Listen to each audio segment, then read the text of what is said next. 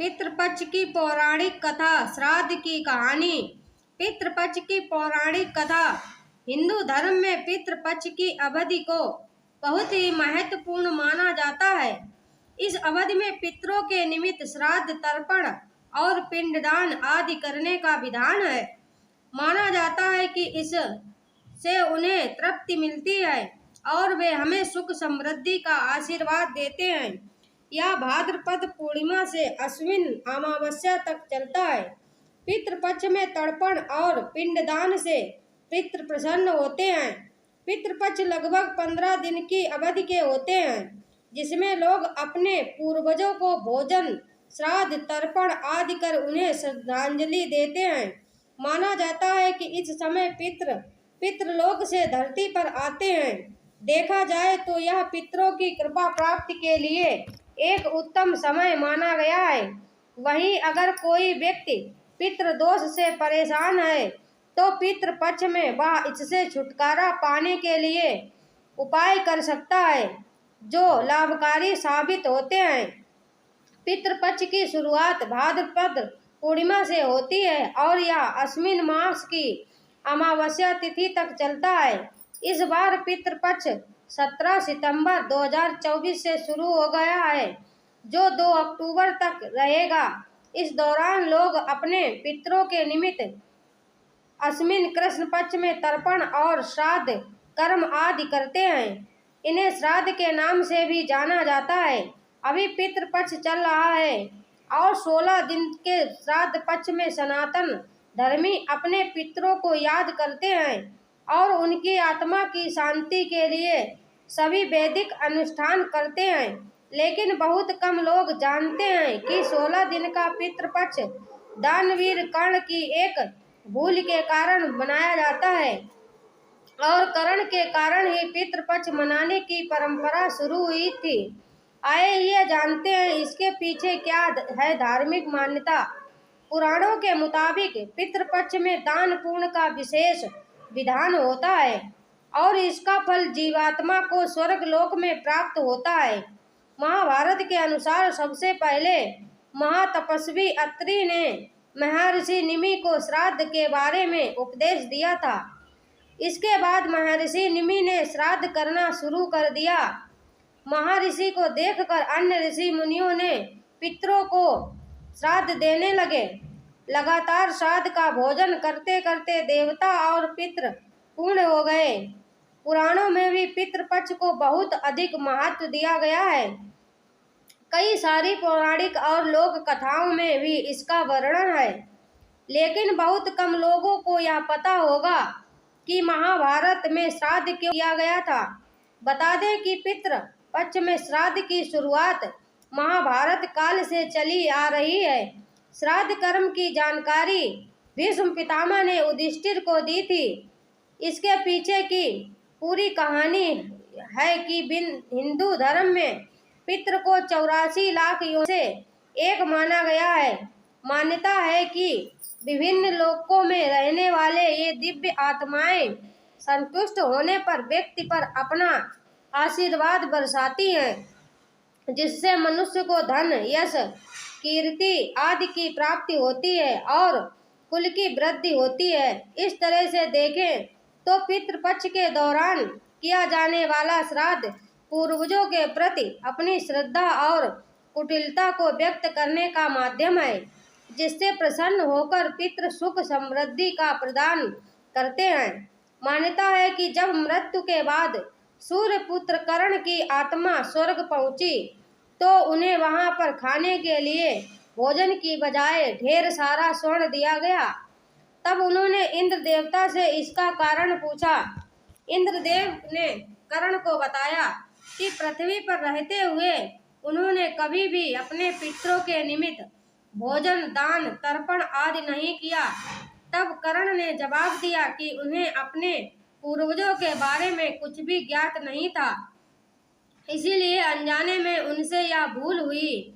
दानवीर कर्ण अपनी दानवीरता के लिए जाने जाते थे और जीवन भर उन्होंने गरीबों और जरूरतमंदों को धन और स्वर्ण का दान किया। अपने द्वार पर आने वाले किसी भी व्यक्ति को उन्होंने बिना धन दिए लौटने नहीं दिया। लेकिन कर्ण ने अपने जीवन काल में अन्न दान नहीं किया। अंतिम समय में जब कर्ण ने मृत्युलोक छोड़ा और स्वर्ग पहुँचे तो उन्हें खूब सोना दिया गया और खाने के लिए कुछ भी नहीं दिया गया। कर्ण ने जब भगवान इंद्र से इसका कारण पूछा तो देवराज इंद्र ने बताया कि उन्होंने जीवन भर सोना ही दान किया है और पितरों की आत्मा के शांति के लिए कभी भी अन्न दान नहीं किया, इसीलिए उन्हें अन्न नहीं दिया गया।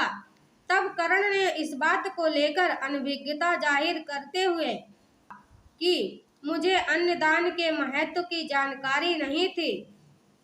कर्ण को जब अपनी गलती का एहसास हुआ तो उन्हें अपनी गलती सुधारने के लिए एक बार 16 दिन के लिए धरती पर भेजा गया था। पितृ कभी भी अपनी संतानों को परेशान नहीं करना चाहते हैं, वे बहुत दयालु होते हैं। पितृ यह नहीं चाहते कि उनकी संतानें उन्हें तृप्त करने के लिए बहुत कुछ करें। वे श्रद्धा भाव से किए गए श्राद्ध को खुशी के साथ स्वीकार करते हैं। कहा भी गया है कि श्रद्धा के बिना श्राद्ध अधूरा होता है। पितृपक्ष की पौराणिक कथा। भगवान श्री कृष्ण से एक बार पक्षीराज गरुड़ ने पूछा है, प्रभु, पृथ्वी पर लोग अपने पितरों का श्राद्ध करते हैं, उनकी रुचि का भोजन ब्राह्मणों आदि को कराते हैं, पर क्या पितृलोक से पृथ्वी पर आकर श्राद्ध में भोजन करते हैं? पितरों को किसी ने देखा भी है? भगवान श्री कृष्ण ने कहा, हे गरुड़, तुम्हारी शंका का निवारण करने के लिए मैं देवी सीता के साथ हुई घटना सुनाता हूँ। सीता जी ने अपने ससुर आदि 3 पितरों को श्राद्ध में निमंत्रित ब्राह्मणों के शरीर में देखा था। वह कथा सुनो। भगवान श्री कृष्ण कहते हैं, हे गरुड़, यह तो तुम्हें ज्ञात ही है कि श्री राम अपने पिता दशरथ की आज्ञा के बाद वनगमन कर गए थे।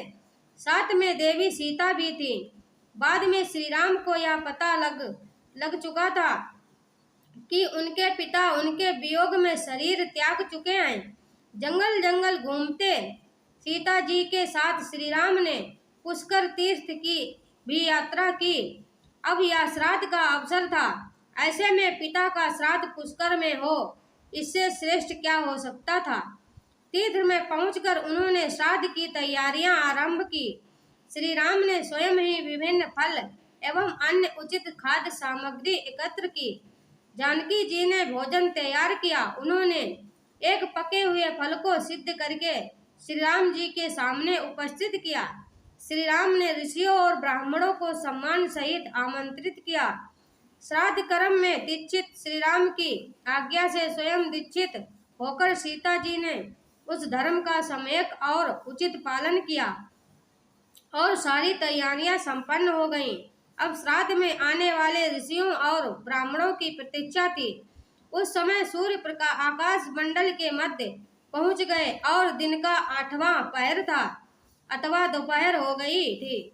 श्री राम ने जिन ऋषियों को निमंत्रित किया था वे सभी आ गए थे। श्री राम ने सभी ऋषियों और ब्राह्मणों का स्वागत किया और सत्कार किया तथा भोजन करने के लिए आग्रह किया। ऋषियों और ब्राह्मणों को भोजन हेतु आसन ग्रहण करने के लिए कहा।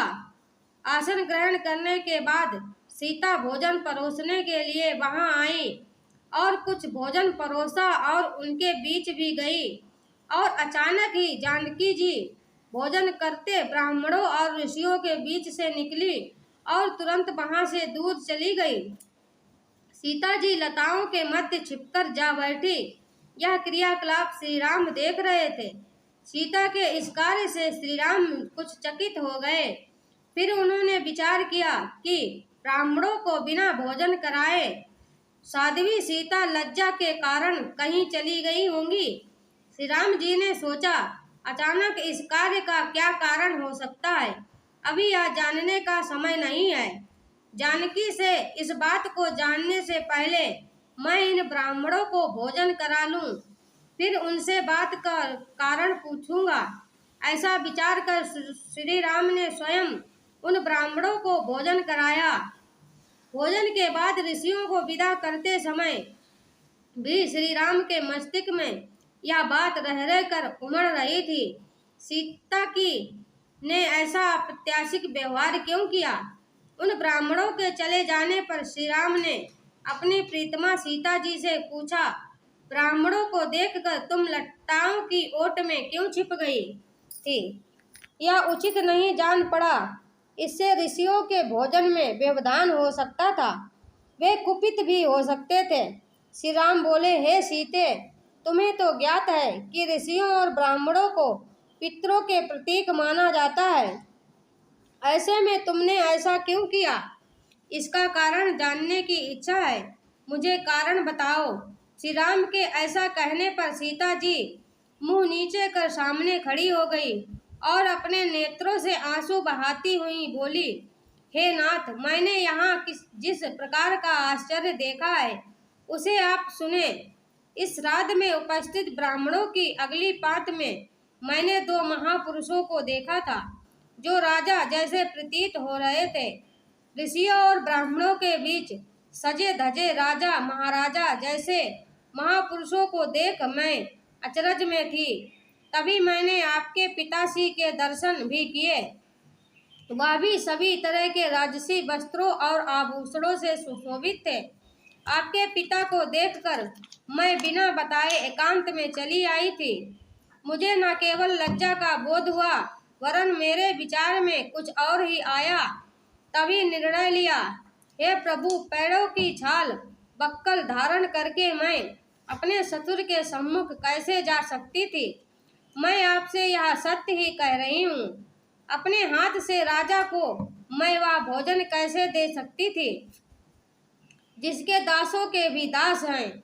मैं तो वही हूँ जो पहले सभी प्रकार के आभूषणों से सुशोभित रहती थी और आपके पिताश्री मुझे वैसी स्थिति में देख चुके थे। आज मैं इस अवस्था में उनके सामने कैसे चली जाती? इससे उनके मन को भी दुख होता। मैं उनको दुख में कैसे देख सकती थी? क्या यह कहीं से उचित होता? इन सब कारणों से हुई लज्जा के कारण मैं वापस हो आई और किसी की दृष्टि ना पड़े इसीलिए सघन लता में आ बैठी। गरुण जी बोले, हे भगवान, आपकी इस कथा से मेरी शंका का उचित निवारण हो गया कि श्राद्ध में पितृगण साक्षात प्रकट होते हैं और वे श्राद्ध का भोजन करने वाले ब्राह्मणों में उपस्थित रहते हैं। हर हर महादेव। अगर वीडियो पसंद आई हो तो हमारे चैनल को सब्सक्राइब करें। धन्यवाद। राधे राधे। जय श्री कृष्णा। जय श्री राधे राधे।